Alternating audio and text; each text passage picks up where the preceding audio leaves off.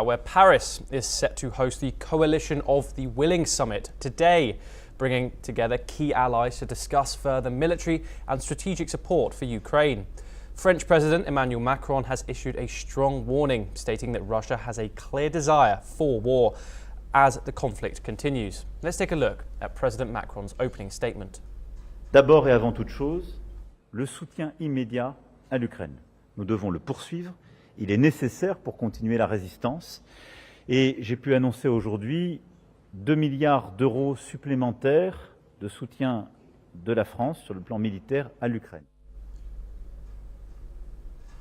Macron announced that France will provide an additional 2 billion euros in military aid to Ukraine.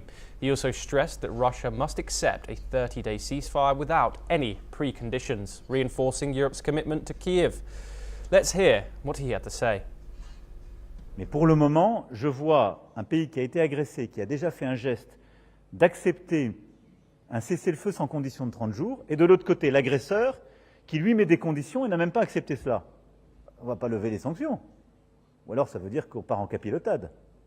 Donc non, la question des sanctions viendra, mais elle viendra en temps voulu, dans le règlement d'une paix solide et durable, et donc c'est beaucoup trop tôt. The French president hinted at the possibility of European forces being deployed in Ukraine to deter future Russian aggression. However, both Macron and Ukrainian President Volodymyr Zelensky emphasized that it is still too early to discuss the specifics of any potential foreign troop presence. Here's President Zelensky's official statement. Вони передусім для того, щоб контролювати ситуацію, моніторити ситуацію, проводити спільні тренування, а також забезпечити, унеможливлювати будь-які бажання Росії повернутися з тією чи іншою хвилею агресії. Ще які інструменти у цього континенту на морі, в повітрі, я маю на увазі в небі, або boots on the ground, поки що зарано говорити. Macron also ruled out easing sanctions on Russia at this stage, signalling that pressure on Moscow will remain high. As world leaders gather in Paris, the summit is expected to shape the next phase of support for Ukraine. Let's hear what President Macron said about Russia. Loin de prouver qu'elle veut vraiment la paix, la Russie continue de fait, jour après jour, de frapper intensément le territoire ukrainien, y compris des cibles civiles. Ces frappes, nous les condamnons et elles doivent absolument cesser. We are now once again joined by Dr. Veselin Popovsky to discuss this further. Thank you very much for joining us.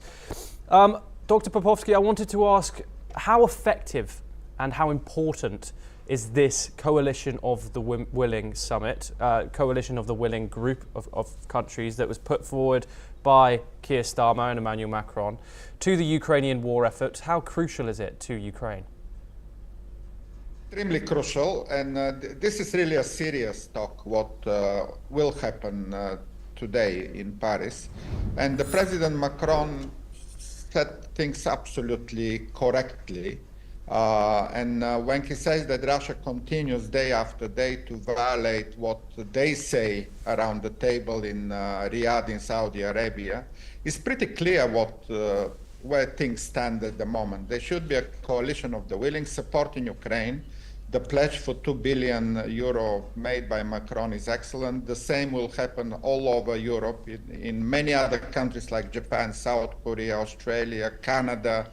So the only element missing here is, again, the US administration, which in a very incompetent way tries to negotiate, but obviously fails because the Russians do not cooperate even with the American suggestions for 30-day ceasefire, a comprehensive air, water and land. And for that matter, yeah, by the way, this was the Macron original proposal back in February. Macron already proposed a 30-day ceasefire. Donald Trump took that as his own proposal. But again, the Russians are those who constantly delay, put conditions, and do not want to cooperate. So the strong voice of Macron and the rest of the coalition of the willing is crucial to get things moving for the future of Europe and the future of Ukraine in particular. So this coalition of the willing has 31 countries in it. It includes NATO allies, it includes EU member states. Do you think Russia is going to take this grouping seriously? Do you think the US is going to take this group of countries seriously in these peace negotiations? Well, there are 31 in the coalition of the willing, but over 50 countries in the previous format called Rammstein. And obviously, Russia should take this seriously because these are the countries that impose sanctions and that support Ukraine. It's a massive economic force, probably 100 times better economically than Russian Federation, which economy is basically collapsing under the sanctions and under the militarization. 34% of the Russian budget goes into military equipment, which basically is burned in Ukraine. So there are no good news for Putin, absolutely. Well, the last good news for Putin was the election of Donald Trump, but even that fades away already because the administration in Washington needs to reconsider its approach here. If it wants to stay as a mediator in this conflict, they need to continue the support for Ukraine and the sanctions against Russia. There is no other way Donald Trump will do anything in Russia-Ukraine unless he accepts the same approach which the coalition of the willing accepts and adopts. Yes. So this coalition of the willing is led by Emmanuel Macron, the French president, and Sir Keir Starmer, the British Prime Minister. Both close allies of Donald Trump. How do you analyse how both Starmer and Macron have navigated this strange kind of relationship that they have to kind of, how have they kept President Zelensky happy and President Donald Trump happy? Well, obviously, by saying the truth. A simple answer. They continue to say the truth about the Russian aggression, about the Russian war crimes, and where Europe united stand. And they simply expect at some point some people in Washington also to understand that truth. Nothing more, nothing less, what that Europeans do here. And they hope, like we talked earlier about, we all hope that some reasonable minds in Washington will listen to the truth and will do exactly the same. By the way, there is no conflict between United States and Europe unless, again, Donald Trump would like to make such conflict. In terms of citizenship, in terms of businesses, in terms of mutual interest to sanction Russia, by the way. It's very much in the American interest, those sanctions against Russia.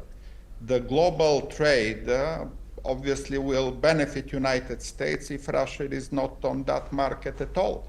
So for the longer term, when Russia says about sanctions to be lifted, this is not in the interest of the United States, and Donald Trump will definitely realize this very soon if he has not already done it. By the way, he mentioned after the Riyadh meeting that he will think about lifting sanctions, and that was all. There were no promise to lift sanctions on behalf of the United States. Dr. Popovsky, thank you very much for joining us in that discussion.